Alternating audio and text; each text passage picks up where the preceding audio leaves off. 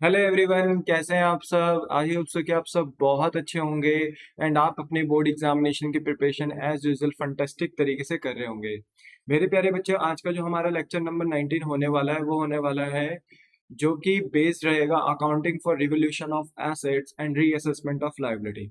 मतलब बेसिकली आज के लेक्चर में हमने देखना है कि किस तरीके से हम फर्म का रीवैल्यूएशन अकाउंट बना सकते हैं जिस दिन फर्म के अंदर रिकॉन्स्टिट्यूशन होता है। ओके।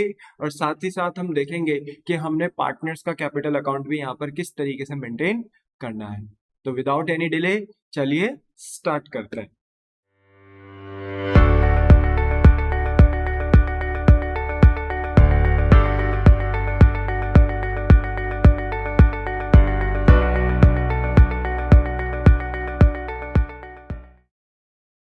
ना एवरीवन, मेरे प्यारे बच्चों, अभी तक आपको ये पता चल चुका होगा, जो जो बच्चे इस चैप्टर की वीडियोस देख रहे हैं रेगुलर, उनको टिल सो फार पता चल चुका होगा कि जिस भी दिन पार्टनर अपना आपस में रेशो चेंज करते हैं, यानी change in the profit sharing ratio करते हैं, फर्म में रिकॉन्स्टिट्यूशन आ जाता है, यानी फर्म पुनर्गठित हो जाती है।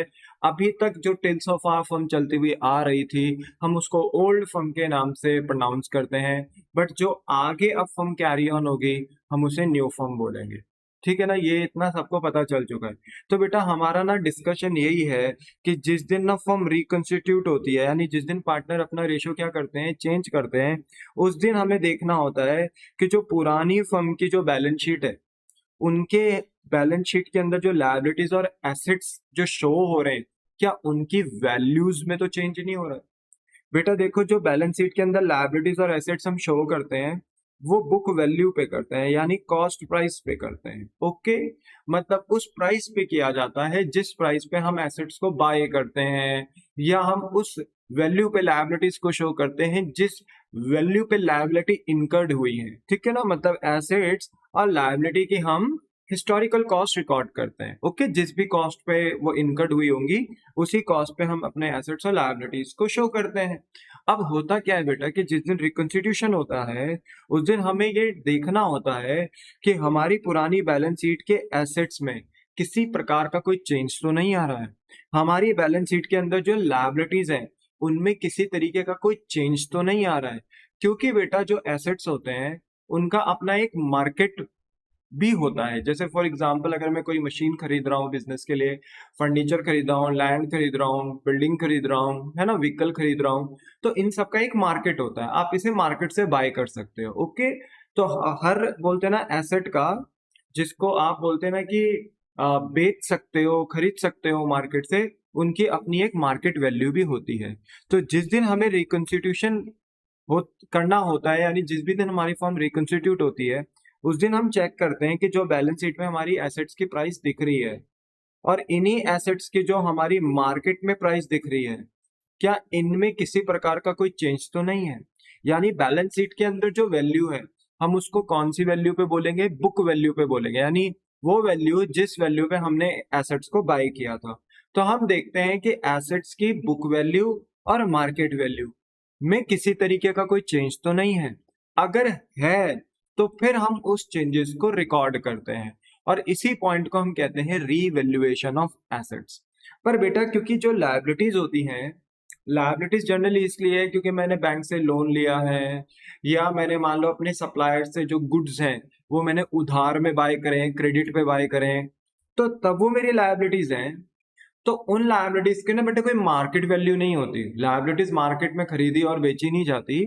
पर हाँ, लायबिलिटीज में आप बोलते हैं ना कि गलती से अपनी लायबिलिटीज को ओवर वैल्यूड कर सकते हो, गलती से आप अंडर वैल्यूड कर सकते हो। मतलब ऐसा हो सकता है कि आप अपने लायबिलिटीज को ज्यादा प्राइस पे दिखा दो, कम प्राइस पे दिखा दो।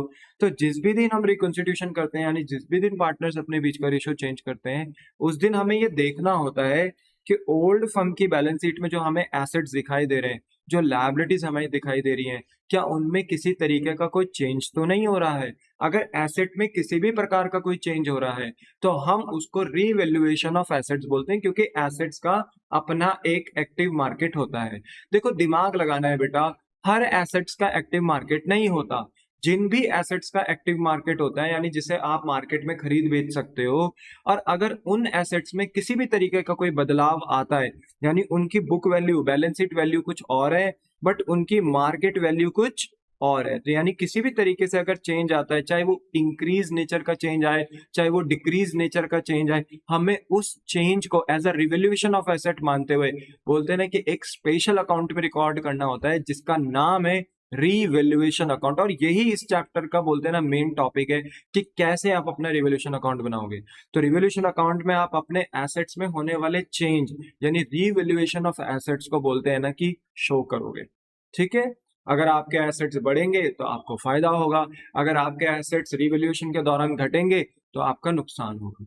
ठीक है, पर जैसे हमारा कैश हो गया बेटा, बैंक हो गया, है ना, लॉसेस जो फिक्टिशियस एसेट होते हैं, हमने पिछले क्लास में देखे थे बेटा, ये रिवैल्यू नहीं होते, इनका एक्टिव मार्केट नहीं होता। भला क्या आपको लगता है क्या लॉसेस बोलते हैं कि मार्केट में बिकते हैं? मेरा लॉस 1 लाख रुपए का है, क्या आप खरीदना चाहोगे? लॉसेस बेटा खरीदे बेचे नहीं जाते। क्या कैश हम किसी को खरीद बेच सकते हैं? नहीं, कैश तो ऑलरेडी कैश है। मेरा एसबीआई में बैंक अकाउंट है, पीएनबी में बैंक अकाउंट है बेटा, क्या कोई मुझसे मेरा बैंक अकाउंट खरीदेगा बेचेगा? The answer is no. तो आपने वही एसेट्स रिवोल्यूशन अकाउंट में लेकर जाने हैं जिनमें चेंज आए, यानी जिनकी बुक वैल्यू और मार्केट वैल्यू में किसी भी तरीके का कोई चेंज आए, और जिनका एक्टिव मार्केट है। और ऑब्वियसली बात है, जिनकी मार्केट वैल्यू चेंज हो रही है उनका एक्टिव मार्केट होगा। पर अपना बोलते हैं ना बेटा, प्रेजेंस ऑफ माइंड भी लगाना है। कैश, बैंक, लॉसेस, ये हम बोलते हैं ना कि रिवोल्यूशन अकाउंट में नहीं दिखाते, क्योंकि ये सारे जो एसेट्स हैं इनका एक्टिव मार्केट नहीं होता। बोलो बात समझ में आती है? दूसरा, लायबिलिटीज। बेटा लायबिलिटीज ना देखो, लायबिलिटीज में सिंपल है, अगर लायबिलिटीज में भी किसी तरीके का अगर आप रीअसेसमेंट कर रहे हो, चेक कर रहे हो, रीअसेस का मतलब क्या होता है? चेक करना, कि आपने अपनी लायबिलिटीज को गलती से ज्यादा पे तो नहीं दिखा रखा, कम पे तो नहीं दिखा रखा, क्योंकि लायबिलिटीज की कोई मार्केट वैल्यू नहीं होती। इसलिए अगर लायबिलिटी में किसी भी तरीके का चेंज आएगा तो उसके लिए रिवैल्यूएशन ऑफ लायबिलिटीज नहीं, reassessment of liabilities word use किया जाएगा। ओके, पर अगर लायबिलिटीज में चेंज आता है, क्या पता आपने गलती से ज्यादा लायबिलिटीज दिखाई हो, कम दिखाई हो, तो अब आप उसको करेक्ट करोगे, यानी चेंज करोगे अपनी लायबिलिटीज को, तो सिमिलरली उसको भी आप अपने रिवैल्यूएशन अकाउंट में लेकर जाओगे। बोलो क्या आपको बात समझ में आती है? Are you understanding? The answer is yes. Okay, so इस बात का ध्यान रखना है। ठीक है, पर देखो यहाँ पे ये बात भी आप लायबिलिटीज में ध्यान रखोगे, जैसे आपने एसेट्स में ये ध्यान रखना है कि रिवोल्यूशन में वही एसेट्स जाएंगे जिनका मार्केट, जिनका एक्टिव मार्केट होगा। ठीक है, और अगर उनकी वैल्यूज में चेंज आता है उनको रिकॉर्ड करना है रिवोल्यूशन अकाउंट में। सिमिलरली लायबिलिटीज में आपको यह ध्यान रखना है कि आप इंटरनल लायबिलिटीज को कभी भी रिवोल्यूशन अकाउंट में लेकर नहीं जाओगे, एक्सटर्नल लायबिलिटीज को ही रिवोल्यूशन अकाउंट में लेकर जा सकते हो अगर उनमें चेंज आता है तो। बोलो बात समझ में आ गई? यस। अब एक्सटर्नल और इंटरनल लायबिलिटीज, मुझे लगता है कई बच्चों को प्रॉब्लम हो सकती है। देखो बेटा, इंटरनल लायबिलिटीज का मतलब वो होता है जो फर्म ने अपने पार्टनर्स को, अपने ओनर्स को पे करना है, जैसे कैपिटल्स हो गए। हमने प्रीवियस क्लास में एक्यूमुलेटेड प्रॉफिट रिजर्व्स के बारे में पढ़ा था, तो प्रॉफिट और रिजर्व्स पे कहीं ना कहीं हक किसका होता है? पार्टनर्स का होता है। वो दिखती लायबिलिटी साइड में, but they are called as internal liabilities. उनको हम अपना बोलते हैं ना रिवैल्यूएशन अकाउंट में नहीं लेकर जाते। हाँ, पर हमारे पास दो ऐसे रिजर्व थे जो हमने लास्ट क्लास में देखा था, जिसमें से एक का नाम था वर्कमैन कंपनसेशन रिजर्व और एक का नाम था investment fluctuation reserve. Yes, workman compensation reserve और आईएफआर दोनों रिजर्व है, ये रिवैल्यूएशन अकाउंट में नहीं जा सकते because it is an internal liability, क्योंकि ये प्रॉफिट्स है। बट हमने एक चीज देखी थी कि अगर डब्ल्यूसीआर में, वर्कमैन कंपनसेशन रिजर्व में क्लेम अगर बहुत ज्यादा आ जाता है, एक्सेस आ जाता है, रिजर्व से भी ज्यादा आ जाता है, तो जितना एक्सेस क्लेम आता है फिर वो रिवैल्यूएशन में जाएगा एज अ लायबिलिटी बनकर, क्योंकि वो ज्यादा क्लेम निकल कर आ गया। वहीं अगर इन्वेस्टमेंट फ्लक्चुएशन रिजर्व में अगर इन्वेस्टमेंट में लॉस बहुत ज्यादा हो गया है, बहुत ज्यादा एक्सेस लॉस हो गया इन्वेस्टमेंट में, रिजर्व भी हमारा बेयर नहीं कर पा रहा, तो वो एक्सेस जो इन्वेस्टमेंट में हमें लॉस हो रहा है उसको कौन रिकॉर्ड करेगा? रीवैल्यूएशन अकाउंट रिकॉर्ड करेगा। तो यस, इंटरनल लायबिलिटीज में कैपिटल और प्रॉफिट्स बोलते हैं ना कि कंसिडर किए जाते हैं और ये रिवोल्यूशन में ट्रांसफर नहीं करे जाते हैं। पर याद रखना, प्रॉफिट के अंदर दो ऐसे रिजर्व्स हैं, वर्कमैन कंपनसेशन रिजर्व और आईएफआर। अगर इनमें क्लेम और लॉस हद से ज्यादा अगर आ जाए, तो जितना ज्यादा क्लेम और लॉस आएगा वर्कमैन कंपनसेशन रिजर्व और आईएफआर में, वो क्लेम और वो लॉस कहाँ ट्रांसफर होगा? फिर रिवोल्यूशन में। जितना एक्सेस होगा, याद रखना, लास्ट क्लास में मैंने आपको बताया था, ठीक है। तो बेसिक रूल ये है कि इंटरनल लायबिलिटीज को लेकर नहीं जाओगे, पर एक एक्सेप्शन है कि वर्कमैन कंपनसेशन रिजर्व और आईएफआर जा सकते हैं, बट तभी जब क्लेम और लॉस ज्यादा है। बोलो बात समझ में आई। बाकी कैपिटल हो गया, आपका पीएनएल अकाउंट का क्रेडिट बैलेंस हो गया, जर्नल रिजर्व हो गया, ये तो बोलते हैं ना डेफिनेटली रिवोल्यूशन अकाउंट में नहीं जाएंगे।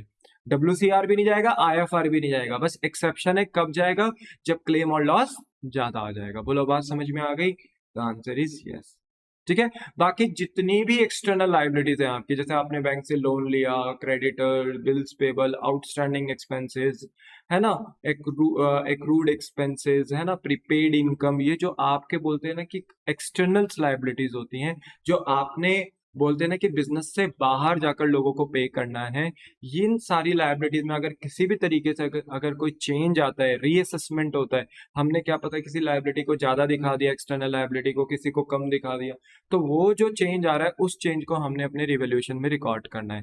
ऑब्वियसली बात है, अगर आपकी एक्सटर्नल लायबिलिटी बढ़ेगी तो आपको नुकसान होगा, रिवोल्यूशन में डेबिट साइड दिखाओगे। मतलब रिवोल्यूशन की भी डेबिट क्रेडिट साइड्स होती हैं, डेबिट साइड एक्सपेंस की होती है, क्रेडिट साइड इनकम की होती है रिवोल्यूशन की, अभी हम देखेंगे बेटा। तो अगर आपका बोलते हैं ना लायबिलिटी इंक्रीज होगा तो आपको नुकसान होगा, और अगर आपका लायबिलिटी कम होगा एक्सटर्नल लायबिलिटी तो आपको फायदा होगा। वहीं अगर आपके एसेट्स बढ़ेंगे, संपत्तियां बढ़ेंगी आपकी, तो आपको फायदा होगा। और अगर आपकी बोलते हैं ना कि संपत्तियां कम होंगी, रिड्यूस होंगी, तो आपको नुकसान होगा।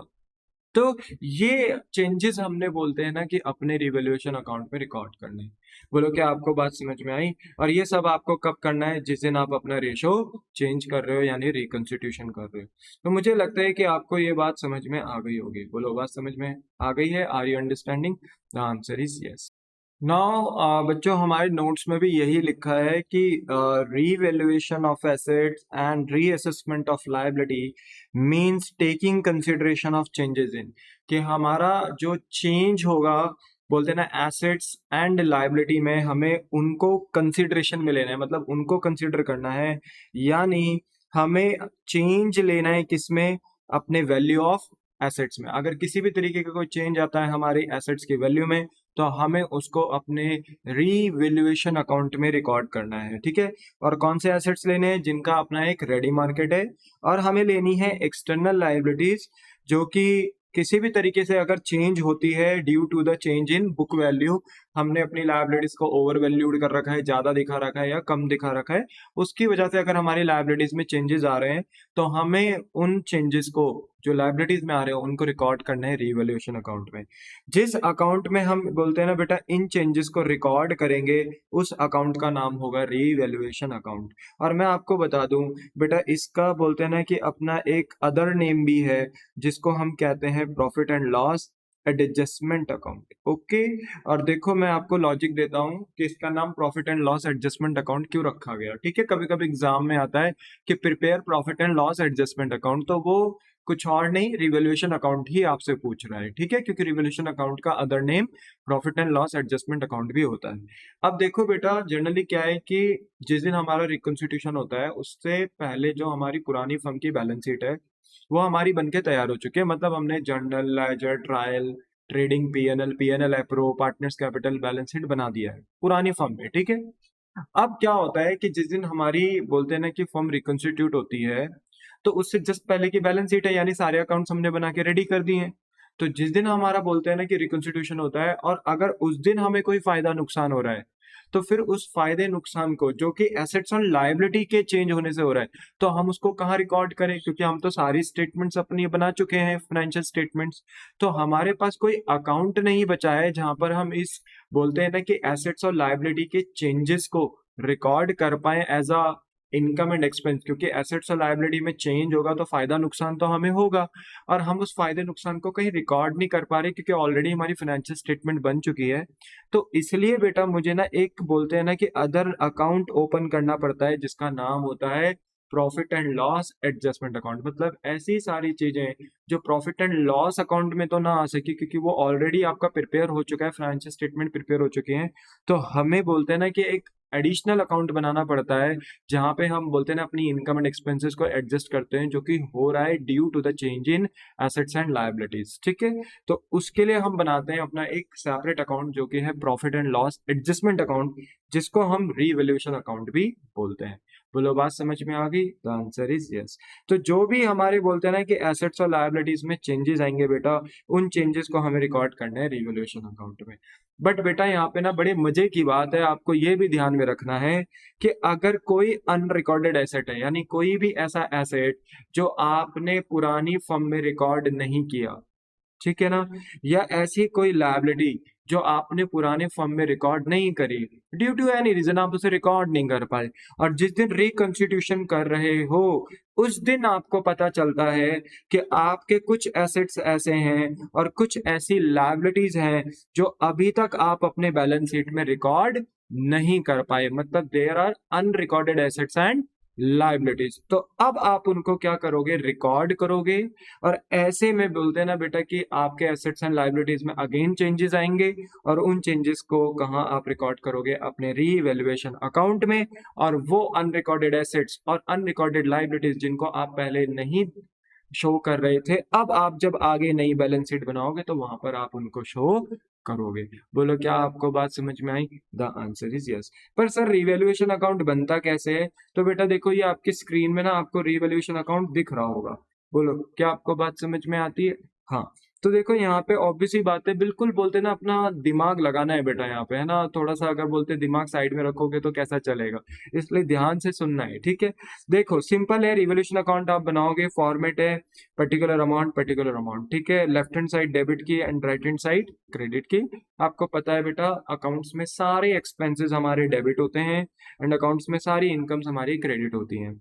तो देखो अगर आपके किसी भी प्रकार से एसेट बढ़ रहे हैं, आपको क्वेश्चन में दिखाई दिया कि आपके एसेट्स इंक्रीज हो रहे हैं, तो ऑब्वियसली बात है आपका फायदा होगा। तो जितने से एसेट इंक्रीज हो रहे, फॉर एग्जांपल आपका एसेट पुरानी बैलेंस शीट में 1 लाख था बट उसकी मार्केट वैल्यू कितनी होगी? 1,20। तो आपने 1,20 रिकॉर्ड नहीं करना है, यहाँ पे चेंजेस रिकॉर्ड करना है। बताओ एसेट में कितने का चेंज आया? 20,000 का। तो ये 20,000 का इंक्रीज इन नेचर में चेंज आया, आपका एसेट्स बढ़ रहा है तो आपको फायदा होगा। तो आप अपने एसेट्स को, जो आपके एसेट्स इंक्रीज हो रहे हैं, आप उनको अपना फायदा दिखाओगे और रिवॉल्यूशन में क्रेडिट साइड लिख दोगे बाय उस एसेट का नाम जो एसेट आपका बढ़ रहा है। मैंने यहाँ पे इंक्रीज इन एसेट इसलिए लिखा हुआ कि आप समझ पाओ कि यहाँ पे वो एसेट्स हम लिखेंगे जो हमारे एसेट्स बढ़ रहे हैं, और एसेट्स के बढ़ने से आपको फायदा होगा तो आप यहाँ क्रेडिट साइड में उसे राइट डाउन करोगे। दूसरा, अगर मान लीजिए कि अगर आपकी लायबिलिटी कम हो रही है, ठीक है ना, पहले आपकी लायबिलिटी मान लो क्रेडिटर्स, आपने अपने सप्लायर्स को 1 लाख रुपीज देने थे, आपने अपनी लायबिलिटीज को बैलेंस शीट में एज एन क्रेडिटर की फॉर्म में 1 लाख रुपीज लिखा हुआ था, बट रिकंसिलिएशन के दिन पता चला कि वो क्रेडिटर 1 लाख के तो थे नहीं, आपके अकाउंटेंट ने गलती से ओवर वैल्यूड कर रखा था। आपके क्रेडिटर्स जो ओवर वैल्यूड हो गए थे वो 20,000 से हो गए थे, मतलब आपके अकाउंटेंट ने गलती से क्रेडिटर्स को 20,000 से बढ़ा दिया था, तब जाके आपके क्रेडिटर बुक्स में 1 लाख के दिख रहे हैं। मतलब मेरे कहने का मतलब है कि रियल क्रेडिटर 80,000 थे पर आपने गलती से 1 लाख दिखा रखा है। आज आपको पता चलेगा तो आप अपने क्रेडिटर को रिड्यूस करोगे, कम करोगे, लायबिलिटीज को बोलते हैं ना कि डिक्रीज कर दोगे, और ऐसे में आपका फायदा हो जाएगा। और फायदा होगा तो आपका किधर आएगा? क्रेडिट साइड में आएगा। और मान लो आपको कोई खोया पाया एसेट मिलता है, मतलब ऐसा एसेट जिसको आपने पहले रिकॉर्ड नहीं किया था, बट अगर अब आप उसे रिकॉर्ड करोगे तो आपको फायदा हो जाएगा। और फायदा होगा तो ऑब्वियसली बात है ऑल इनकम्स आर क्रेडिटेड, तो रिवॉल्यूशन के क्रेडिट साइड में आएगा। सिमिलरली बेटा इन के अपोजिट्स कर दो, एसेट्स बढ़ नहीं रहे, आपके एसेट्स घट रहे हैं, आपकी लायबिलिटीज बोलते हैं ना कि घट नहीं रही, आपकी उल्टा लायबिलिटीज बढ़ रही हैं, और आपको कोई एसेट खोया पाया नहीं मिला, आपको कोई लायबिलिटीज खोई पाई मिली, मतलब ऐसी लायबिलिटीज जिसको आपने पहले कभी रिकॉर्ड नहीं किया बट अब आपको उसे रिकॉर्ड करना पड़ रहा है। तो अगर आपके एसेट डिक्रीज होंगे, आपके एसेट्स कम होंगे बेटा, उनकी मार्केट वैल्यू कम होगी, आपको नुकसान होगा। जितने से नुकसान होगा आपको उसे डेबिट साइड में लिखना पड़ेगा, because all expenses are debited. फिर दूसरी तरफ अगर मान लीजिए कि अगर आपकी लायबिलिटीज बढ़ रही है, फॉर एग्जांपल आपके अकाउंटेंट ने क्रेडिटर लिखे थे, मैं क्रेडिटर का एग्जांपल दे रहा हूँ, आप इसे बैंक लोन या अदर कोई भी एक्सटर्नल लायबिलिटी उससे रिलेट कर सकते हो बेटा, ठीक है। तो मैं क्रेडिटर का एग्जांपल ले रहा हूँ कि मान लीजिए कि 1 लाख के आपके क्रेडिटर्स हैं, ओके, आपने उन्हें रिकॉर्ड करा हुआ है 1 लाख पे, पर उनकी जो बोलते हैं ना कि रियल वैल्यूज थी क्रेडिटर की वो 1,20,000 थी, बट आपके अकाउंटेंट ने अंडर वैल्यूड कर रखे थे क्रेडिटर्स को, गलती से कम पे रिकॉर्ड कर रखे थे। नाउ रिकंसिडरेशन के दिन पता चल रहा है कि आपकी लायबिलिटी तो 1 लाख से नहीं, आपके क्रेडिटर 1 लाख से नहीं 1,20,000 से थे। तो अब आप अपने क्रेडिटर्स को बढ़ाओगे, अब आप अपनी लायबिलिटीज को इंक्रीज करोगे, और ऐसे में बेटा आपका हो जाएगा नुकसान, क्योंकि आपकी लायबिलिटीज बढ़ रही है।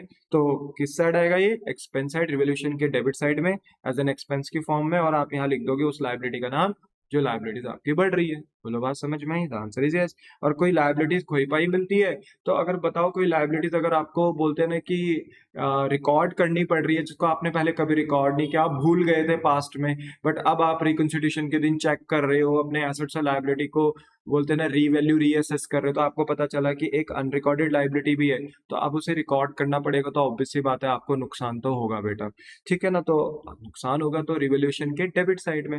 तो ये आपका पॉइंट है, ये सारे फिगर्स फिर आपके रिवोल्यूशन अकाउंट में आएंगे, ठीक है। बोलो बात समझ में आ गई? हाँ। अब अगर मान लीजिए कि रिवोल्यूशन का क्रेडिट साइड बड़ा है, यानी क्रेडिट्स की फिगर्स बड़ी हैं और डेबिट्स की फिगर छोटी हैं, तो क्योंकि क्रेडिट साइड बड़ी है और डेबिट साइड छोटी है, तो बैलेंस कहाँ बचेगा आपका?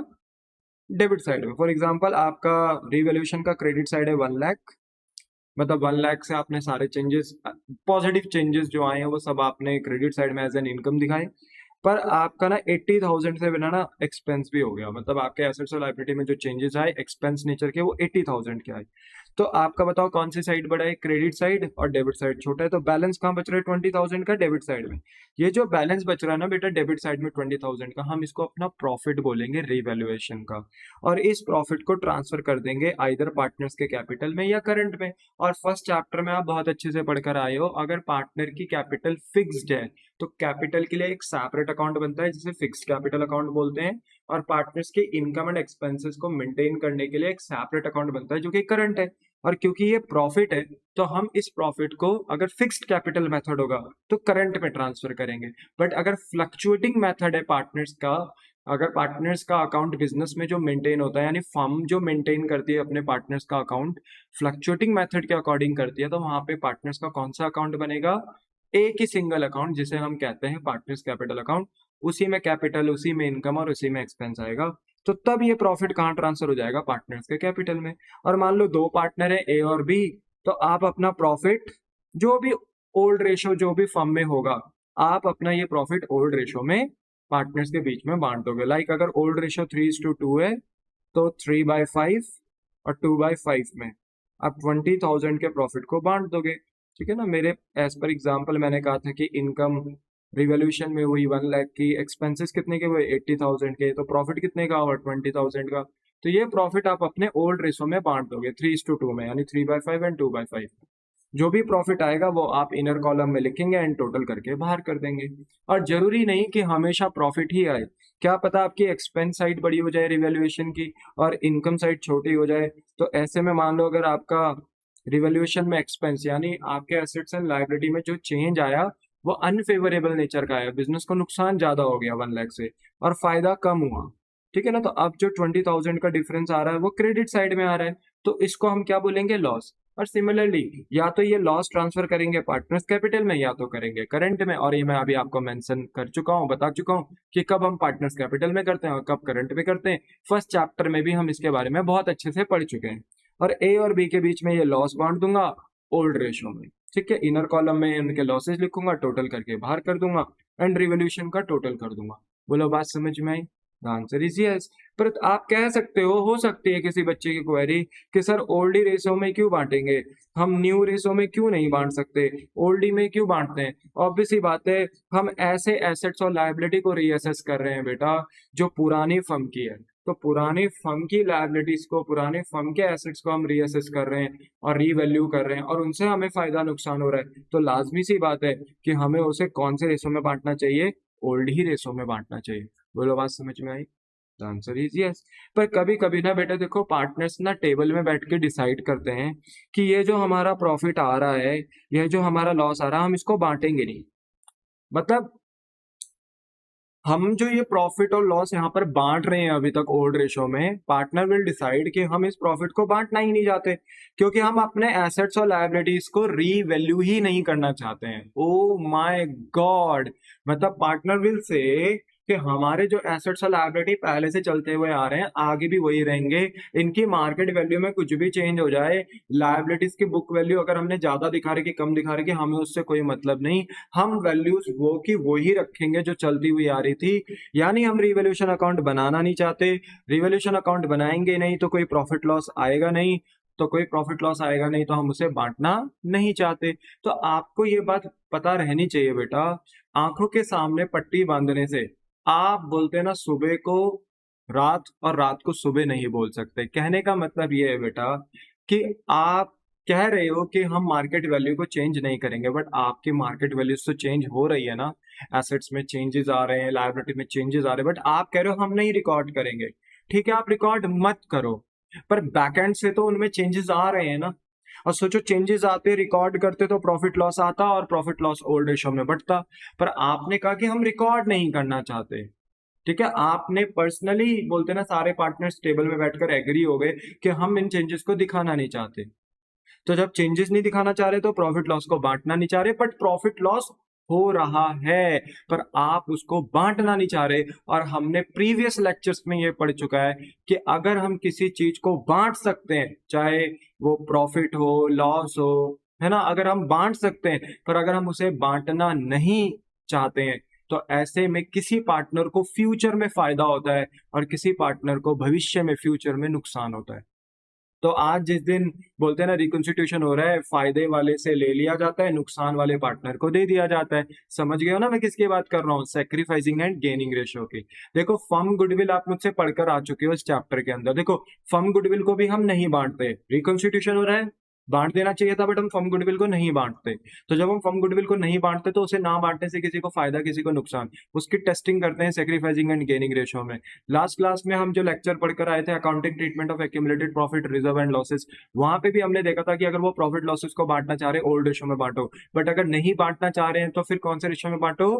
Gaining to sacrifice. यानी अपना सेक्रीफाइसिंग एंड गेनिंग रेशियो निकालो, गेनिंग वाले से ले लो और सेक्रीफाइसिंग वाले को आज ही दे दो, क्योंकि प्रॉफिट लॉस को ना बांटने से किसी को फ्यूचर में फायदा और नुकसान हो रहा है। क्या आपको नहीं लगता कि रिवाइज्ड फिगर ना दिखाकर, अपने एसेट्स को चेंज ना कर कर, अपनी लायबिलिटीज को चेंज ना कर कर, वो रिवैल्यूएशन के प्रॉफिट और लॉस को भी नहीं बांटना चाह रहे, ना वो एसेट्स लायबिलिटी को रिकॉर्ड करना चाह रहे, अपडेटेड फिगर नहीं दिखाना चाह रहे एसेट्स और लायबिलिटीज की, और सिमिलरली वो जो चेंज करने से जो प्रॉफिट और लॉस आता उसको भी बोलते हैं ना कि वो बांटना नहीं चाहते। लाजमी सी बात है, जब वो एसेट्स और लायबिलिटीज के चेंजेस को शो नहीं करना चाहते तो प्रॉफिट और लॉसेस को भी फिर वो रिवैल्यूएशन के बांटना नहीं चाहते। तो ऐसे में मेरे बच्चे ना बांटने से, क्योंकि देखो आप नहीं बांट रहे वो बात अलग है, पर बैकएंड से तो चेंजेस हो रहे हैं ना। और अगर मान लो कि चेंजेस हम दिखाते और प्रॉफिट लॉसेस को बांटते तो आज वही प्रॉफिट लॉस पार्टनर के बीच में ओल्ड रेशो में बढ़ जाते हैं। पर आज आप चेंज नहीं कर रहे हो अपने एसेट्स और लायबिलिटीज को। भविष्य में जाके अगर आप कभी अपने एसेट्स और लायबिलिटीज को चेंज करोगे, तब अगर आप बोलते हैं ना कि बोलते हैं अपने न्यू रेशो में, क्योंकि भविष्य में तो न्यू रेशो लगेगा, तो न्यू रेशो में कभी अगर आप अपने प्रॉफिट लॉसेस को बांटोगे रिवैल्यूएशन के, तो किसी को प्रॉफिट ज्यादा मिल सकता है, किसी को कम मिल सकता है। तो इसलिए आज जिस दिन हम बोलते हैं ना कि रिकॉन्स्टिट्यूशन कर रहे हैं और बोलते हैं ना कि अगर गलती से भी पार्टनर ने डिसाइड करा कि हम रिवाइज्ड फिगर को दिखाना नहीं चाहते, मतलब रिवैल्यूएशन के प्रॉफिट लॉसेस को नहीं बांटना चाहते, तो फिर ऐसे में हम रिवैल्यूएशन अकाउंट बनाएंगे तो सिर्फ अपनी जानकारी के लिए, एसेट्स और लायबिलिटीज को रिवाइज करेंगे तो, पर प्रॉफिट लॉस को बांटेंगे नहीं। और याद रखना, ये जो रिवाइज है सिर्फ अपनी जानकारी के लिए किया है। नई बैलेंस शीट में एसेट पुरानी वैल्यूज पे चलते रहेंगे। बस हम क्या करेंगे, रिवैल्यूएशन अकाउंट बनाएंगे, रिवाइज करेंगे, चेक करेंगे प्रॉफिट है कि लॉस, और उस प्रॉफिट लॉस को बांटेंगे नहीं, उल्टा उसको उसका ट्रीटमेंट किस में कर देंगे, सेक्रीफाइसिंग एंड गेनिंग रेशियो में कर देंगे। और जब नई बैलेंस शीट बनाएंगे ना, तो एसेट्स और लायबिलिटीज को चेंज नहीं करेंगे, पुरानी एसेट्स और लायबिलिटीज को रखेंगे। बोलो बात समझ में आई? पर अगर वो चेंज करना चाहते हैं तो रिवाइज्ड भी करेंगे और प्रॉफिट और लॉसेस को भी बांटेंगे, नई बैलेंस शीट में अपनी एसेट्स और लायबिलिटीज को भी, जो वैल्यूज है उनको भी चेंज कर देंगे। बोलो बात समझ में आ गई? यस। तो यही इंपॉर्टेंट नोट बेटा मैंने ना नीचे दिया हुआ है। If partner not want to distribute the profit on revaluation account or nor want to change book figure यानी value of the balance sheet, means partner assets and liabilities की value को change नहीं करना चाहते हैं, तो ऐसे में फिर हमें रीवैल्यूएशन के प्रॉफिट और लॉसेस को ओल्ड समय नहीं बांटना, बस उसका एडजस्टमेंट करना है, देखना है कि इसे ना बांटने से हमें बोलते हैं ना कि किस पार्टनर को फ्यूचर में बोलते हैं ना कि लॉस हो रहा है, सेक्रीफाइस हो रहा है, और किस पार्टनर को फायदा यानी गेन हो रहा है। बस वो टेस्ट करना है, जिसको फायदा हो रहा है, गेन हो रहा है, उससे ले लेना है, और जिसको नुकसान हो रहा है यानी सेक्रीफाइस हो रहा है उसको दे देना है। बोलो बात समझ में आ गई? The answer is yes. तो इट इज ऑल अबाउट बेटा रिवैल्यूएशन अकाउंट। ओके, अब मैं आपको इसका क्वेश्चन कराऊंगा एक, तो क्वेश्चन से हम अच्छी बातें समझेंगे, पर क्वेश्चन कराने से भी पहले मैं बस अपना एक लास्ट काम यहाँ पर कर दूंगा, मैं आपको जनरल एंट्री भी समझा देता हूँ। जनरल एंट्री समझाते साथ ही फिर हम इसके क्वेश्चंस कर सकते हैं। ओके, तो देखो ये हमारा बेटा रिवैल्यूएशन अकाउंट है, और आपको पता है मैं ऑलरेडी बता चुका हूँ, डेबिट साइड में आपके एक्सपेंसेस आएंगे और क्रेडिट साइड में आपकी इनकम्स आएंगे रिलेटेड टू जो कि आपके एसेट्स एंड लाइबिलिटीज के चेंज होने की वजह से होती है।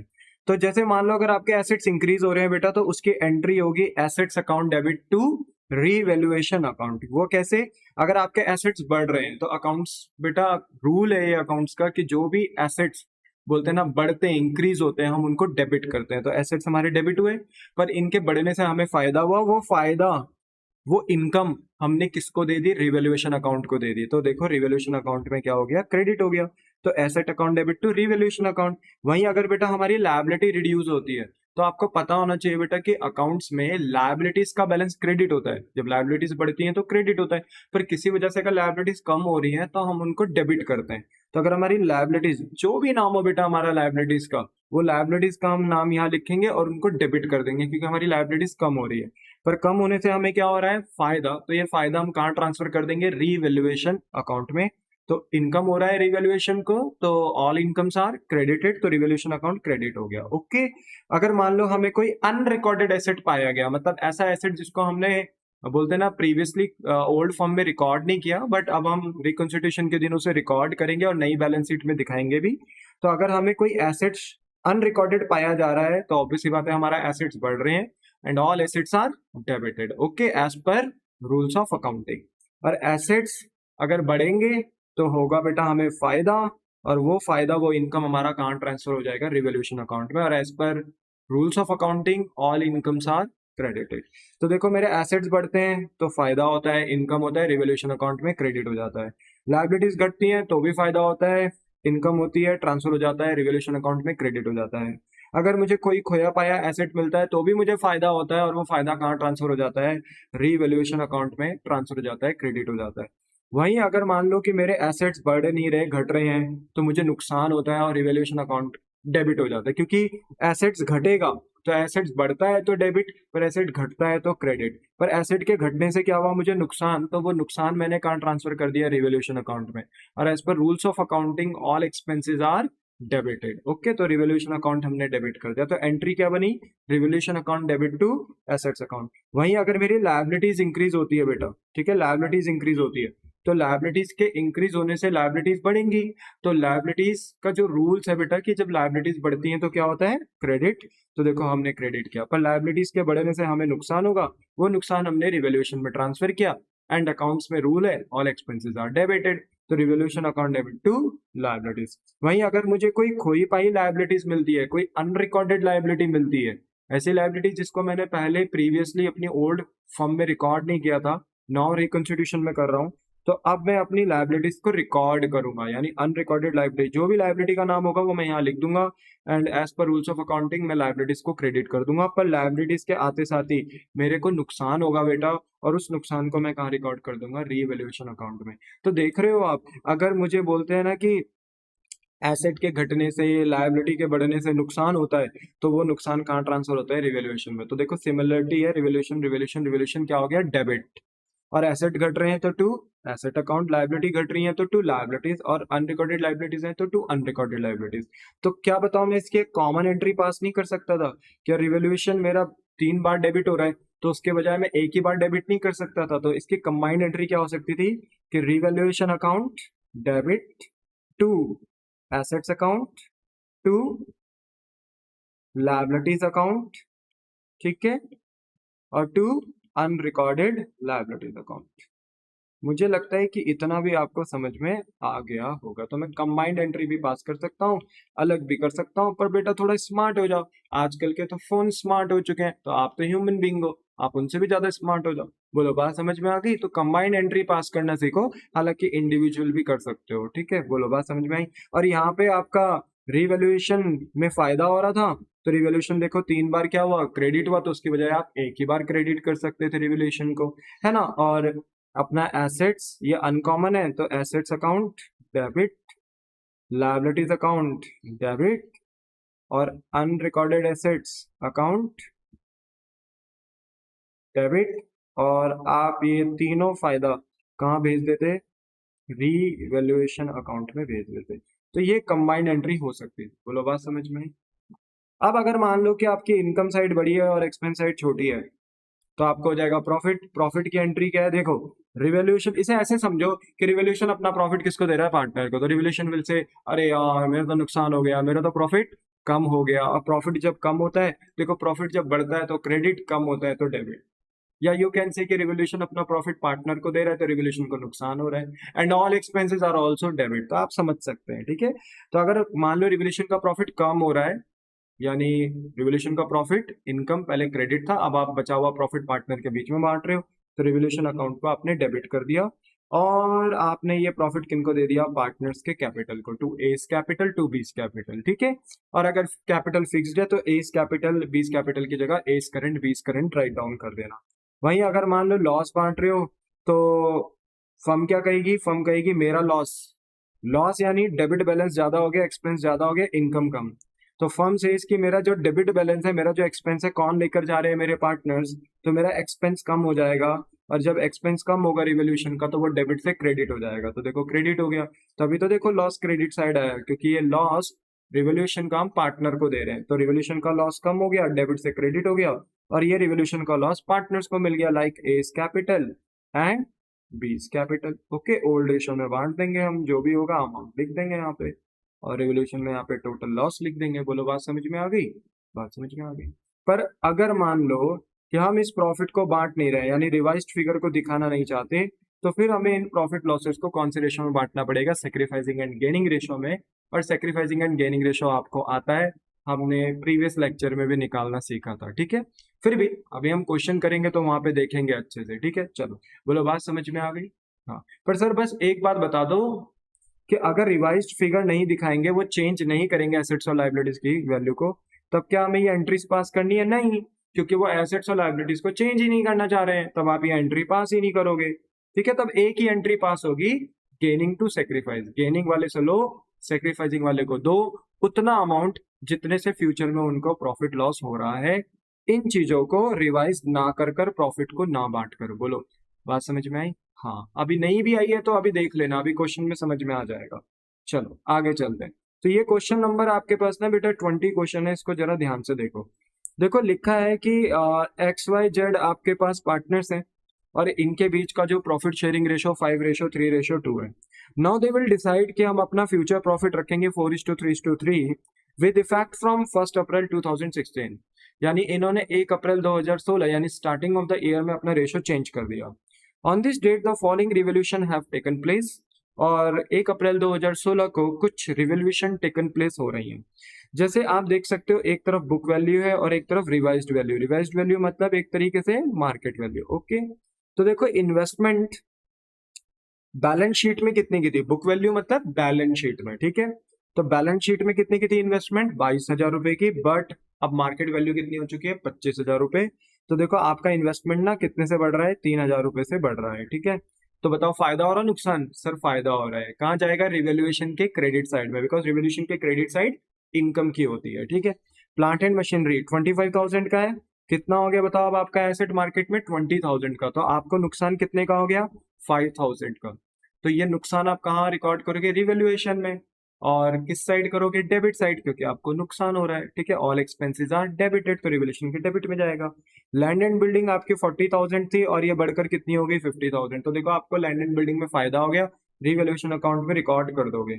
आउटस्टैंडिंग एक्सपेंस, ये क्या होता है? लायबिलिटी। आउटस्टैंडिंग एक्सपेंस का मतलब होता है ऐसे एक्सपेंसेस जिन्हें आपको ड्यू डेट पे यानी टाइम पे कर देना चाहिए था, but due to any reason अभी आप उन्हें पे नहीं कर पाए टाइम पे, तो फिर ड्यू डेट के बाद वो सारे एक्सपेंस क्या बन जाते हैं, आउटस्टैंडिंग, और वो बिजनेस के लिए लायबिलिटीज कंसिडर की जाती हैं। तो पहले ये आउटस्टैंडिंग एक्सपेंस यानी एक्सटर्नल लायबिलिटी 5,600 की थी, अब ये 6,000 की हो गई, आपकी लायबिलिटी बढ़ गई, और लायबिलिटी के बढ़ने से क्या होगा, आपको नुकसान, और अगर नुकसान होगा तो रिवैल्यूएशन के डेबिट साइड में जाएगा। सैंडरी क्रेडिटर, सप्लायर से आपने गुड्स क्रेडिट पे उधार पे ले रखे हैं, अब फ्यूचर में उन्हें पे करना होगा, तो आपके क्रेडिटर्स बैलेंस शीट में कितने के थे, 60,000 के, और जब आपने वैल्यू रिवाइज करी तो पता चला क्रेडिटर तो 50,000 के थे, तो आपको पता चला मैंने तो क्रेडिटर ज्यादा ही रिकॉर्ड कर रखे हैं, तो आप अपने क्रेडिटर्स, अपनी लायबिलिटीज को क्या करोगे, कम, और लायबिलिटीज को कम करने से आपको होगा फायदा। ये फायदा आप कहाँ रिकॉर्ड करोगे, रीवैल्यूएशन अकाउंट में। और ट्रेड डेटर्स, डेटर्स मतलब ऐसे कस्टमर जिनको मैंने उधार में माल बेचा है, उधार में गुड्स बेचा है, और अब मुझे उनसे पेमेंट रिसीव करनी है, तो ये मेरे डेटर्स हैं, ठीक है। और ये कस्टमर जिनसे मुझे अभी पैसे लेने बाकी हैं वो है 70,000, यानी डेटर्स मेरे 70,000 है, बट इनकी जो रिवाइज्ड वैल्यू है यानी मार्केट वैल्यू अब वो 60,000 हो चुकी है, यानी कहने का मतलब ये है कि मेरे जो डेटर्स हैं वो कम हो रहे हैं, रिड्यूस हो रहे हैं, तो मेरा एसेट कम हो रहा है, और अगर मेरा एसेट कम हो रहा है तो मुझे नुकसान होगा, नुकसान होगा तो मैं इसे रिवैल्यूएशन अकाउंट के डेबिट साइड में शो करूंगा। बोलो बात समझ में आई। पर ये शो तभी करेंगे जब पार्टनर्स करना चाहते हैं, यानी अगर कहीं लिख दिया कि पार्टनर्स अपनी ओल्ड ही फिगर को कंटिन्यू करना चाहते हैं, रिवाइज्ड फिगर को दिखाना नहीं चाहते, तब हम रिवाइज्ड फिगर को नहीं दिखाएंगे, रिवैल्यू नहीं करेंगे, पर हमें पता है कि इसे ना करने से, रिवाइज ना करने से किसी को फायदा नुकसान होगा, फिर हम उसका ट्रीटमेंट सेक्रीफाइसिंग एंड गेनिंग में करेंगे। बोलो बात समझ में आ गई। हाँ, क्वेश्चन की डिमांड है कि नेसेसरी एडजस्टमेंट एंट्री पास करो टू बी मेड, आपको एक नेसेसरी एडजस्टमेंट एंट्री पास करनी है because of the above changes, जो अबव चेंजेस आ रहे हैं in the value of assets and liabilities में। However old value will continue in the books, old ही वैल्यू आगे कंटिन्यू रहेगी, रिवाइज्ड फिगर को दिखाना नहीं चाहते हैं, चेंजेस करना नहीं चाहते हैं, तो अब आपको समझ में आ गया होगा बेटा कि हम यहाँ पे रिवोल्यूशन अकाउंट में होने वाले प्रॉफिट और लॉसेस को नहीं बांटेंगे, इवन दो उनका ट्रीटमेंट करेंगे सेक्रीफाइसिंग एंड गेनिंग रेशो में। पर बेटा मैं आपको बेहतर तरीके से समझा सकूं, इसलिए एक तरफ तो मैंने प्रॉपर रिवोल्यूशन अकाउंट बनाया है जहां पे मैं चेंज कर रहा हूँ, और चेंज करने से जो प्रॉफिट आ रहा है उसको बांट रहा हूँ, पर दूसरी तरफ मैंने रिवोल्यूशन अकाउंट बनाया है सिर्फ अपनी नॉलेज के लिए, देखा कि अगर मैं रिवाइज करता चीजों को तो प्रॉफिट आता कि लॉस आता, पता चला प्रॉफिट आ रहा है, पर मैं उस प्रॉफिट को बांटूंगा नहीं, ठीक है, बांटूंगा नहीं, उस प्रॉफिट को बांटूंगा नहीं, उल्टा उस प्रॉफिट का ट्रीटमेंट करूंगा सेक्रीफाइसिंग एंड गेनिंग रेशो में। ऐसा हम तब करते हैं जब हम रिवाइज्ड फिगर को दिखाना नहीं चाहते, ओल्ड ही फिगर को कंटिन्यू करना चाहते हैं, ओके। और ये सिंपल हम कब कर लेते हैं, जब हम रिवाइज फिगर को दिखाना चाहते हैं, तब कोई प्रॉब्लम ही नहीं, स्यापा ही नहीं, अपना आराम से रिवोल्यूशन अकाउंट बनाओ, प्रॉफिट लॉस को ओल्ड हिस्सों में बांट दो। तो पहले मैंने क्या करा है कि एज्यूम किया है कि मान लो कि पार्टनर डिसाइड करना चाहते हैं कि वो रिवाइज फिगर को दिखाएंगे, वैसे तो उन्होंने मना किया है, पर आपको समझाने के लिए कि दोनों केस लेते हुए चलते हैं, तो रिवाइज फिगर दिखाना चाहते हैं, तो रिवोल्यूशन अकाउंट बनाया। और देखो इन्वेस्टमेंट में आपको सीधा सीधा 3,000 रुपए का फायदा हो रहा है, तो आपने रिवोल्यूशन के क्रेडिट साइड में, क्योंकि क्रेडिट साइड इनकम की होती है रिवोल्यूशन की, और डेबिट साइड एक्सपेंसेस की, ओके। अच्छा, रिवोल्यूशन अकाउंट का दूसरा नाम क्या होता है, profit and loss adjustment account, आप रिवोल्यूशन की जगह प्रॉफिट एंड लॉस एडजस्टमेंट भी लिख सकते हो। तो बाय इन्वेस्टमेंट अकाउंट, और कितने से इंक्रीज कर दिया अपने एसेट्स को, ये देखो 3,000 से, बेटा 25 नहीं लेना है, 3,000 जितने से एसेट बढ़ा है, ठीक है। प्लांट एंड मशीनरी देखो 25 से कितनी होगी, 20, तो आपके प्लांट एंड मशीनरी घटी है, एसेट घटा है, तो आपको नुकसान हो गया, तो आपने डेबिट साइड में लिखा 5,000। लैंड एंड बिल्डिंग आपकी 10,000 से बढ़ गई, आपको फायदा हो गया, आपने रिवोल्यूशन अकाउंट के क्रेडिट साइड में लिख दिया। बोलो बात समझ में आई। हाँ, फिर आपका जो आउटस्टैंडिंग एक्सपेंस है वो 400 से इंक्रीज हो गया, तो आपको नुकसान हो गया, तो आपने 400 से अपना लायबिलिटी इंक्रीज किया, और रिवोल्यूशन में डेबिट साइड उसको एक्सपेंस दिखाया। सन्ड्री क्रेडिटर आपके 60 से 50 हो गए, आपकी लायबिलिटी रिड्यूस हो रही है, लायबिलिटी रिड्यूस हो रही है, तो आपको बेटा फायदा हुआ, आपने अपना उतना क्रेडिटर जितना रिड्यूस हुआ है उसको इनकम दिखाते हुए रिवोल्यूशन में क्रेडिट कर दिया। और ट्रेड डेटर्स आपके एसेट्स, जिनसे आपको पैसा लेना है, ऐसे कस्टमर जिनसे पैसा लेना है, ये आपके एसेट्स हैं, ये पहले 70 थे अब 60 हो गए, तो आपके एसेट रिड्यूस हो रहे हैं, आपको नुकसान हो गया 10,000 से, आपने रिवोल्यूशन अकाउंट में डेबिट कर दिया, एज एन एक्सपेंस दिखा दिया टू ट्रेड डेटर्स, 10,000 से डेबिट साइड में राइट डाउन कर दिया। अब आप देख रहे हो सब कुछ तो खत्म हो गया, और आप देख रहे हो कौन सी साइड बड़ी है, तो आपका ना क्रेडिट साइड बढ़ा है बेटा, क्रेडिट साइड का टोटल कितना आ रहा है 23, और डेबिट साइड का टोटल कितना आ रहा है ओनली 15,400, ओके। तो ऑब्वियस सी बात है क्रेडिट साइड बड़ी है, क्योंकि क्रेडिट साइड का टोटल कितना है 23,000, और 23,000 में से 15,400 लेस करोगे तो डेबिट साइड में कितना बच रहा है 7,600। तो ये 7,600 का जो प्रॉफिट है मेरे बच्चे, ये आप अपने ओल्ड पार्टनर्स के बीच में बांट दोगे। कौन से रेशो में? ओल्ड रेशो में। ठीक है, और ओल्ड रेशो क्या है? 5:3:2। न्यू रेशो में नहीं। और याद रखना न्यू रेशो में कुछ बढ़ता भी नहीं है, या तो ओल्ड में बढ़ेगा या तो सेक्रीफाइस में बढ़ेगा। ओके, और यहाँ पे क्योंकि हम एज्यूम कर रहे हैं अभी के लिए कि पार्टनर रिवाइज्ड फिगर्स को दिखाना चाहते हैं, इसका मतलब है जो प्रॉफिट लॉस आएगा रिवाइज करने से वो उसे बांटना भी चाहते हैं। तो 5/10, 3/10, 2/10 अगर बांटते हैं 3,800, 2,280, 1,520। अगर आप सॉल्व करोगे तो बेटा इतना तो कर ही सकते हो, है ना। तो टोटल करके फिर बाहर लिख दिया 7,600। रिवोल्यूशन का बोथ साइड आ गया 23। बोलो बात समझ में आई। पर अगर जो क्वेश्चन हमें कह रहा था कि वो ओल्ड वैल्यूज को कंटिन्यू रखना चाहते हैं आगे भी, यानी रिवाइज फिगर को दिखाना नहीं चाहते, अगर इसके अकॉर्डिंग हम सॉल्व करें जो कि हमारा मेन आंसर है, तो रिवोल्यूशन अकाउंट सिर्फ अपनी जानकारी की, वैसे रिवोल्यूशन भी अकाउंट भी नहीं बनाना क्योंकि वो रिवाइज नहीं कर रहे, पर अगर हम रिवोल्यूशन अकाउंट बनाएंगे नहीं ना बेटा तो हमें पता नहीं चल पाएगा कि अगर वो रिवाइज करते तो कितना प्रॉफिट और लॉस आता, वो हमें पता नहीं चल पाता। इसलिए हम सिर्फ रिवोल्यूशन अकाउंट अपनी जानकारी के लिए बना रहे हैं। सारी फिगर्स वही हैं क्योंकि क्वेश्चन सेम है। प्रॉफिट हमारा कितना आ रहा था 7,600, पर हम इसे पार्टनर के बीच में बांटेंगे नहीं। उल्टा हम अपना sacrificing and gaining ratio calculate करेंगे। ओल्ड रेशियो हम निकालेंगे बेटा अपना, ठीक है, ओल्ड रेशियो। अच्छा निकालना नहीं है, आई एम सॉरी मेरे मुंह से निकल गया, मतलब हमें क्वेश्चन में ऑलरेडी दिया है तो हम बस कॉपी एंड पेस्ट कर देंगे। न्यू रेशियो भी आपको क्वेश्चन में मेंशन रहता है हमेशा, तो आप न्यू रेशियो भी लिख दोगे कॉपी एंड पेस्ट, 4:3:3। और सेक्रीफाइसिंग रेशियो का फॉर्मूला आप अप्लाई करोगे, और सेक्रीफाइसिंग रेशियो का फॉर्मूला क्या है? सन, यानी S for sacrificing, O for old, N for new. तो सेक्रीफाइसिंग रेशियो का फॉर्मूला हो गया old ratio minus new ratio. और हमने एग्जामिनर को ये पहले ही कोट कर दिया, बार बार लिखना नहीं पड़ेगा। एक्स वाई जेड का हमने ओल्ड रेशियो लिखा 5/10, 3/10, 2/10। न्यू रेशियो लिखा 4/10, 3/10, 3/10। बेटा एलसीएम लिया 10 10 10 एलसीएम हो गया। 10 के टेबल में 10 1 ही टाइम जाता है तो 5 - 4 ही आ जाएगा ये। 10 के टेबल में 10 1 ही टाइम जाता है 3 - 3। और 10 के टेबल में 10 वो ही वंस अगेन 1 ही टाइम जाता है तो 2 - 3 आ जाएगा। देख रहे हो मुझे मतलब कितना नीचे बोलते हैं ना कि बिल्कुल जमीन से होकर पढ़ाना पड़ रहा है आपको, बिल्कुल बेसिक।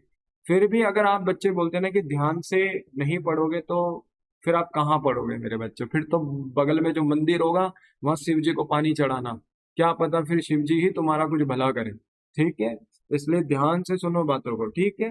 अरे सर कैसी बात करते हो, आप तो नाराज हो गए। बेटा मैं नाराज नहीं हुआ, बस बोल रहा हूँ आपको, ठीक है। चलो आगे चलते हैं। तो यहाँ पर मेरे बच्चे 5 - 4/10 करोगे तो 1/10 आ जाएगा, और ये पॉजिटिव आ रहा मतलब ये सेक्रीफाइस कर रहा है पार्टनर। और ये 0/10 आएगा, 0/10 मतलब नील, ना ये सेक्रीफाइस कर रहा ना गेन, मतलब रेशियो चेंज करने की वजह से ना कोई फायदा हो रहा ना नुकसान। बट अगर हम जेड की बात करें तो 2 - 3, यानी सॉल्व करते तो -1/10, यानी ये नेगेटिव में आ रहा है, मतलब ये सेक्रीफाइसिंग रेशियो को सपोर्ट नहीं कर रहा, मतलब ये पार्टनर गेन कर रहा है। इसका मतलब है कि आज जिस दिन रिकॉन्स्टिट्यूशन हो रहा है उस दिन ये अपनी रिवाइज फिगर को दिखाना नहीं चाहते, मतलब प्रॉफिट को बांटना नहीं चाहते, और इस प्रॉफिट को ना बांटने से किसी को फायदा किसी को नुकसान होगा। नुकसान हो रहा है एक्स को और फायदा हो रहा है जेड को, तो जेड से आज ले लिया जाएगा, जेड की कैपिटल कम कर दी जाएगी और एक्स की कैपिटल को बढ़ा दिया जाएगा, है ना। तो मैंने आपको लास्ट क्लास में बताया था बेटा, पार्टनर्स के अकाउंट को अगर हम बढ़ाते हैं तो फर्म के लिए लायबिलिटी बढ़ती है, फर्म उस पार्टनर का अकाउंट क्रेडिट करती है। बट अगर फर्म किसी पार्टनर का अकाउंट रिड्यूस कर रही है, कैपिटल अकाउंट रिड्यूस कर रही है, तो बिजनेस के लिए लायबिलिटी कम होती है, लायबिलिटी कम होती है तो फर्म ऐसे सिनारियो में फिर डेबिट करती है। तो जेड की कैपिटल डेबिट करी क्योंकि इसकी कैपिटल अकाउंट हमने रिड्यूस कर दिया, और एक्स का कैपिटल अकाउंट हमने क्रेडिट करा है क्योंकि इसके अकाउंट को हमने इंक्रीज कर दिया। ओके, अब अमाउंट कैसे निकालेंगे? बताओ कितना प्रॉफिट ये अपने आपस में डिस्ट्रीब्यूट नहीं करेंगे रिवोल्यूशन का? 7,600। तो हमने कहा भाई 1/10 से फायदा हो रहा है, 1/10 से नुकसान हो रहा है, तो 7,600 का 1/10 निकाला तो ये 760 आ गया। इसका मतलब है कि जेड 760 देगा रिकॉन्स्टिट्यूशन के दिन पर्सनली किसको? एक्स को। तो यहाँ पे 760 डेबिट हो गया, 760 क्रेडिट हो गया। ओके, और ये रिवाइज्ड फिगर को नहीं दिखाएंगे, यानी आने वाली बैलेंस शीट में एसेट्स की वैल्यू लायबिलिटीज की वैल्यू यही चलती रहेगी। क्या आपको बात समझ में आई? तो मैंने इसका आंसर दोनों से करके दिखाया कि रिवाइज्ड फिगर दिखाना चाहते हैं और नहीं दिखाना चाहते हैं। तो देख लेना कि किस तरीके से हम दोनों में ट्रीटमेंट करते हैं, मैंने अच्छे से बता दिया आपको। एग्जाम में आएगा, रिवाइज फिगर दिखाना चाहते हैं तो इस तरीके से करना, जैसे मैंने फर्स्ट पार्ट में किया है। नहीं दिखाना चाहते तो सेकंड पार्ट के अकॉर्डिंग करना।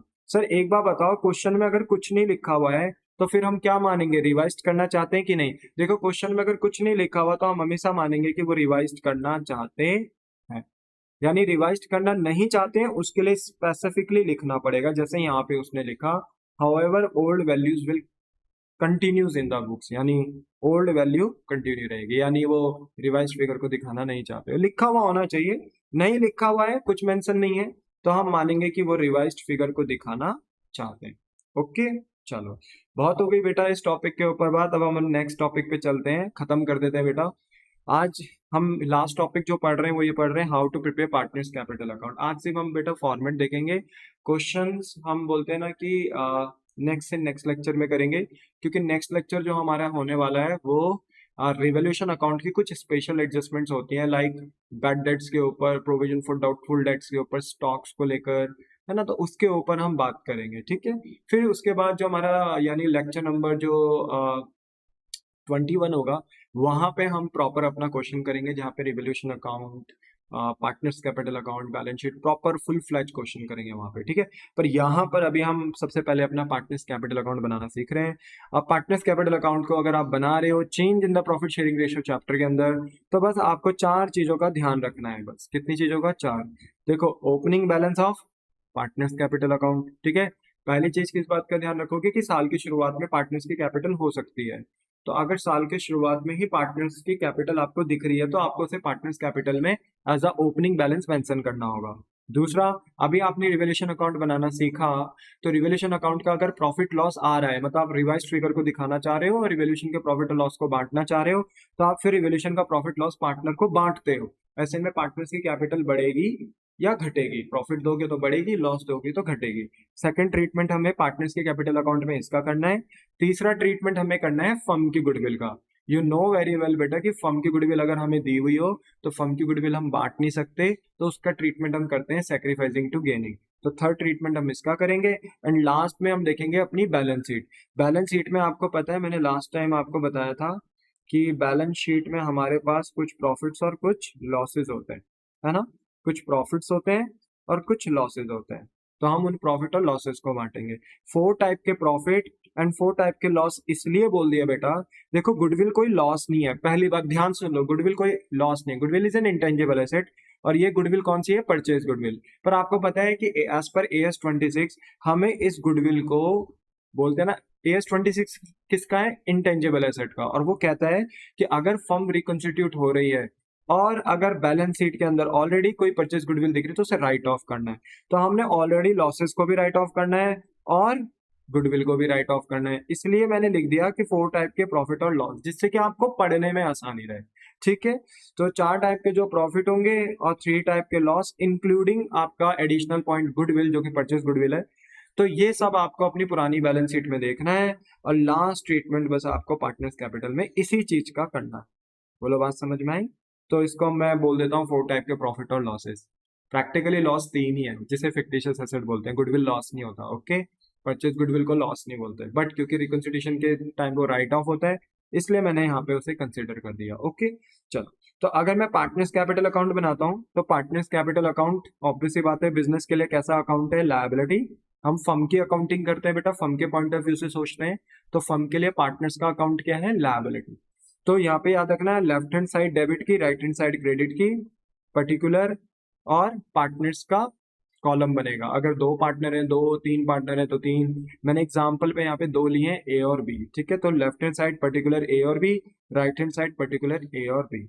याद रखना, अगर आप इस पार्टनर्स के अकाउंट में फेवरेबल चीजें डालोगे, यानी पार्टनर्स को आप इनकम देते रहोगे, ठीक है ना, फेवरेबल अमाउंट देते रहोगे, तो इनका अकाउंट बढ़ेगा और बिजनेस के लिए लायबिलिटी बढ़ेगी, याद रखना।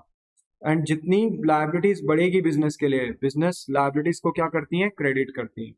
बट अगर आप कोई अनफेवरेबल चीजें दोगे जिनसे पार्टनर्स का अकाउंट रिड्यूस होगा, तो ऐसे में बिजनेस के लिए लायबिलिटी रिड्यूस हो जाएगी, और जब लायबिलिटी रिड्यूस होती है तो फिर हम उसको डेबिट करते हैं।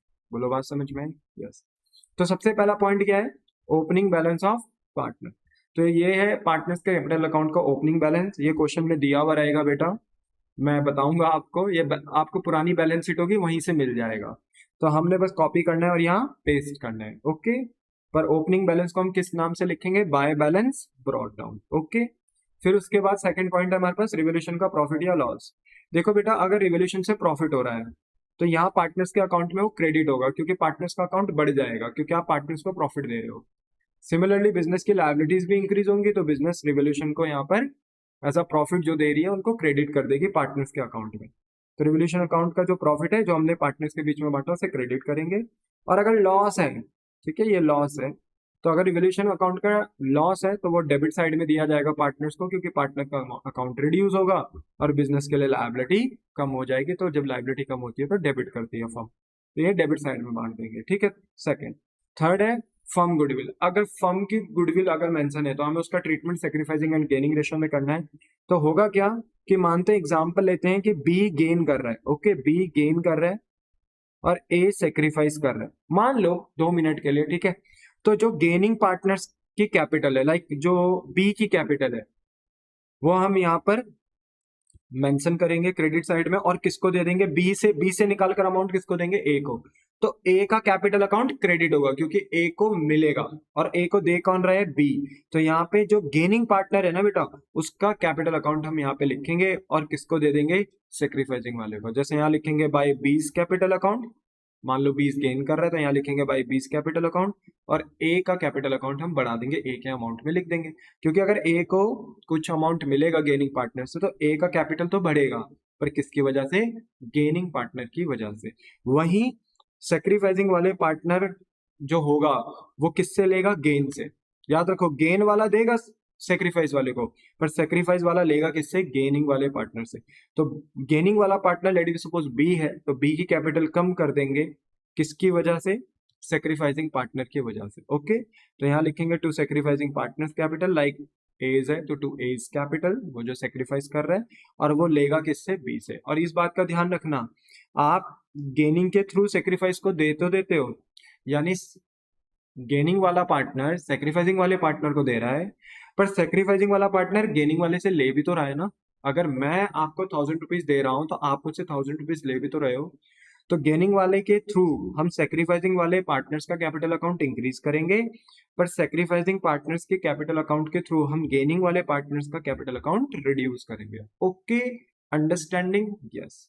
फिर इसके बाद 4 टाइप्स के प्रॉफिट और लॉस, वही बैलेंस शीट में जो लायबिलिटी साइड में जो प्रॉफिट्स होते हैं, लाइक पीएनएल का credit balance, workman general reserve, workman compensation reserve, investment fluctuation reserve, वो हमने यहाँ पे बांट देना, ठीक है, क्रेडिट साइड में। और जो लॉसेज होंगे, लाइक पीएनएल का debit balance, preliminary expense, deferred advertisement expense, या अगर मान लो परचेज गुडविल दिख रही है बैलेंस शीट में, उसे हम राइट ऑफ कर रहे हैं, तो वो जो भी लॉसेज हैं या गुडविल जो परचेज गुडविल है, आप उनको पार्टनर्स की कैपिटल में डेबिट साइड में लिख दोगे, क्योंकि आप अनफेवरेबल चीजें दे रहे हो, इनसे अकाउंट पार्टनर का रिड्यूस होगा, माइनस होगा। प्रॉफिट देने से, बैलेंस शीट के प्रॉफिट देने से पार्टनर्स का अकाउंट बढ़ेगा, बढ़ेगा तो बिजनेस के लिए लायबिलिटी इंक्रीज होगी। लॉस देने से पार्टनर्स का अकाउंट घटेगा तो बिजनेस के लिए लायबिलिटी रिड्यूस होगी, तो उसी हिसाब से फिर फर्म कैपिटल अकाउंट उनका डेबिट कर देगी। बोलो समझ में आ गया? ये सारी चीजें डालने के बाद पार्टनर्स कैपिटल का आप बेटा टोटल करोगे। जनरली ये कैपिटल अकाउंट है बेटा, लायबिलिटी नेचर होता है कैपिटल का, and all liabilities are credited, तो जनरली क्रेडिट ही साइड बड़ी होगी, और जो क्रेडिट साइड का टोटल होगा वही डेबिट साइड का टोटल होगा, और डेबिट साइड के टोटल से आपको फिर डेबिट फिगर माइनस करनी है, तो आपको एक डेबिट में बैलेंस निकल कर दिखता हुआ आता हुआ शो होगा। वैसे बी का भी एक बैलेंस आपको डेबिट में शो होगा। कैसे निकालोगे? जो क्रेडिट का टोटल है वही डेबिट का टोटल होगा, डेबिट के टोटल से डेबिट फिगर्स माइनस करना और अपना ये बैलेंस निकाल लेना, या क्रेडिट के आइटम्स प्लस करो, डेबिट्स के आइटम माइनस करो और अपना बैलेंस निकाल लो। जैसे करना चाहो वैसे कर सकते हो। और ये जो बैलेंस निकलेगा इसको हम बोलेंगे to balance carried down, and this is your closing capital. आपकी जानकारी के लिए बता दूं बेटा, जब हम आगे क्वेश्चंस करेंगे तो पार्टनर्स कैपिटल के बाद हमें बैलेंस शीट बनानी होती है। बैलेंस शीट में बेटा हम लायबिलिटी साइड्स में कैपिटल दिखाते हैं, तो कौन से कैपिटल दिखाएंगे हम? न्यू बैलेंस शीट में, पुरानी वाली नहीं दिखाएंगे क्योंकि ये तो ओल्ड बैलेंस शीट में दिख रही थी। हम ये अपडेटेड वाली जो क्लोजिंग कैपिटल आई है इसको शो करेंगे न्यू बैलेंस शीट में। ओके, तो इसलिए ये पार्टनर्स कैपिटल अकाउंट का क्लोजिंग बैलेंस निकालना जरूरी है। बोलो बात समझ में आई। पर याद रखना, अगर आप रिवॉल्यूशन के प्रॉफिट लॉस को बांटना नहीं चाहते, यानी रिवर्स फिगर नहीं दिखाना चाहते, बैलेंस शीट के प्रॉफिट लॉसेस को भी बांटना नहीं चाहते, तो फिर रिवॉल्यूशन अकाउंट का प्रॉफिट और लॉस रिवॉल्यूशन के नाम से नहीं आएगा। प्रॉफिट और लॉस आप पार्टनर्स कैपिटल में नहीं बांटेंगे, सबका ट्रीटमेंट हो जाएगा गेनिंग टू सेक्रीफाइस। बोलो बात समझ में आई। तब क्योंकि रिवॉल्यूशन का प्रॉफिट लॉस बांटोगे नहीं तो रिवॉल्यूशन लिखोगे नहीं, प्रॉफिट लॉस बांटोगे नहीं तो प्रॉफिट लॉस लिखोगे नहीं यहाँ पे, तो सबका ट्रीटमेंट फिर किसमें करना पड़ेगा, सेक्रीफाइसिंग एंड गेनिंग रेशो में। गेनिंग वाला सेक्रीफाइस को देगा, सेक्रीफाइसिंग वाला गेनिंग से ले लेगा, जो कि हमने अपनी लास्ट क्लास में बहुत अच्छे से देखा है। टेंशन मत लो बेटा, जब हम क्वेश्चंस करेंगे तो आपको समझ में आएगा। पर अभी के लिए बस मैंने आपको फॉर्मेट समझाया है, ठीक है। मैं आशा करता हूँ कि आपको थोड़ा बहुत समझ में आया हो, ठीक है। इसी के साथ बेटा मैं आज की अपनी क्लास बेटा यहीं पे ही ओवर करता हूँ। बट अगर आपके कोई डाउट्स होंगे, ठीक है ना, अगर आपके कोई भी डाउट्स होंगे तो वो डाउट आप अपने बोलते हैं ना मेरे यूट्यूब का जो भी कमेंट सेक्शन है वहाँ पर पूछ सकते हो। वीडियोस के नीचे आप अपने बोलते हैं ना क्वेरीज को राइट डाउन कर सकते हो कमेंट सेक्शन में। और मेरा जो स्क्रीन के नीचे व्हाट्सएप चैनल है, व्हाट्सएप ग्रुप है, या जो व्हाट्सएप मेरा नंबर आपको दिख रहा है, वहाँ पर आप मुझे मैसेज कर सकते हो। वहाँ पर भी मैं आपके एज फास्ट बोलते हैं ना क्वायरी का रिप्लाई करने का पूरा पूरा बोलते हैं ना कि कोशिश करूंगा। और वहाँ पे तो मैं पर्सनली आपके साथ कनेक्टेड भी रहूंगा। जाते जाते बेटा मैं बस आपसे इतना ही बोलूंगा कि आप इस वीडियो को ज़्यादा से ज़्यादा लाइक शेयर एंड सब्सक्राइब करें। उन सारे बच्चों तक ये वीडियो को शेयर करें बेटा जो बच्चे अकाउंट्स में बोलते हैं ना एक अच्छा मार्क्स सिक्योर करना चाहते हैं, ठीक है। तो चलो, मिलता हूँ मैं आपको अपने नेक्स्ट लेक्चर में। Tata bye bye, sayonara.